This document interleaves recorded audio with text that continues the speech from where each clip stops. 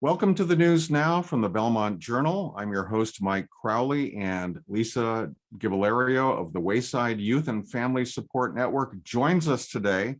Lisa is also coordinator of the Belmont Wellness Coalition. So welcome, Lisa. Today, we're exploring how parents talk with their children about keeping safe and avoiding dangerous situations. We know that for many decades, children were taught stranger danger, basically to avoid strangers. So Lisa, I know this includes many of us and what we were taught by our own parents as children, and often we've repeated the same advice to our own children. So tell us what the problem is with the stranger danger philosophy.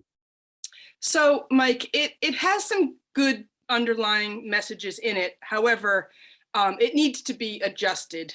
And here's why. First of all, as adults, we go about our worlds and we speak with strangers all the time. And our kids see this. We talk to the person who pumps our gas. We chat with the bank teller.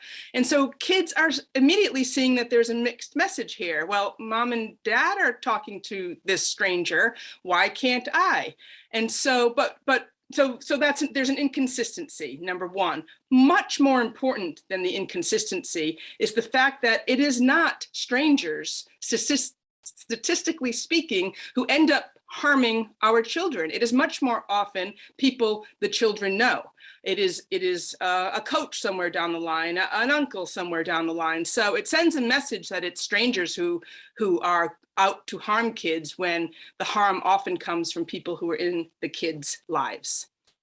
All right then, Lisa, what should parents be doing to educate their kids about safety then? So I think what is advised is to almost flip stranger danger on its head and encourage our kids to actually interact with strangers. And this will give kids the ability to start to develop instincts around who is a trustworthy stranger and who is a stranger that they're not getting such a good feeling. So for example, experts will say, have your kid ask the person who works at Target where the cat food is located. Have your child go up to the librarian and ask where to find a certain book.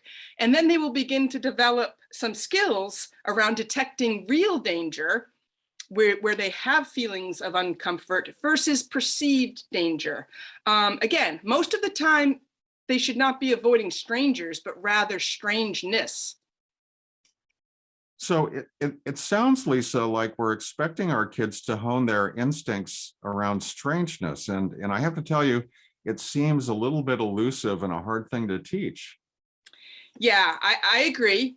There's subtle distinctions here, and these distinctions are actually really clearly laid out in two books that I have read them both, and I recommend them for parents of younger children. They are by Gavin DeBecker, and the first one is The Gift of Fear, where he talks about developing instincts to really be able to perceive when there is danger. The second one is primarily about children, and it's called Protecting the Gift. These two books are very helpful with this elusive concept. And what he says is that, again, kids will begin to, if they're interacting with strangers in controlled settings, they will begin to develop the intuition that they can tell who is a safe stranger and who is a stranger that they need to avoid.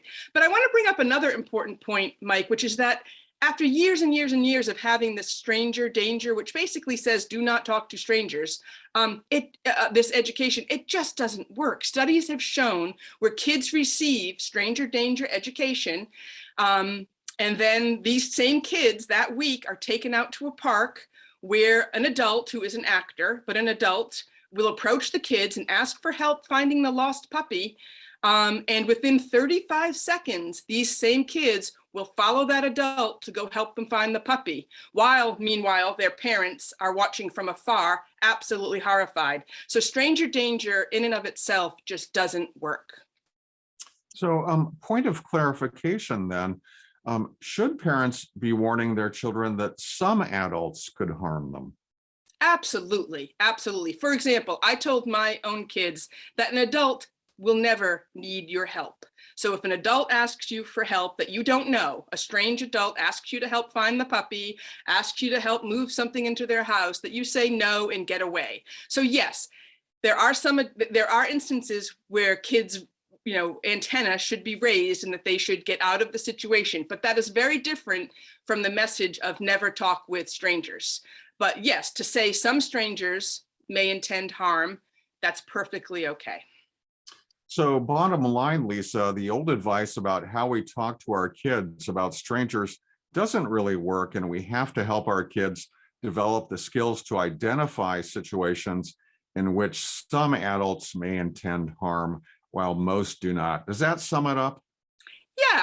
Yeah, I would say that we want them to interact with strangers so that they can develop those tools to know who the safe adults are and who the adults are that they should be wary of. We just want to take it a little bit further than just stranger danger, because as I said, it doesn't work. It doesn't give them an opportunity to hone those skills. And we need to say out loud to our kids that it can be people they know who will intend the harm. That's a hard thing to say to kids, but it is statistically proven that it could be people we actually know that intend harm. All right, Lisa. We all worry about how best to keep our kids safe. Thank you for the advice, and we will talk with you next time.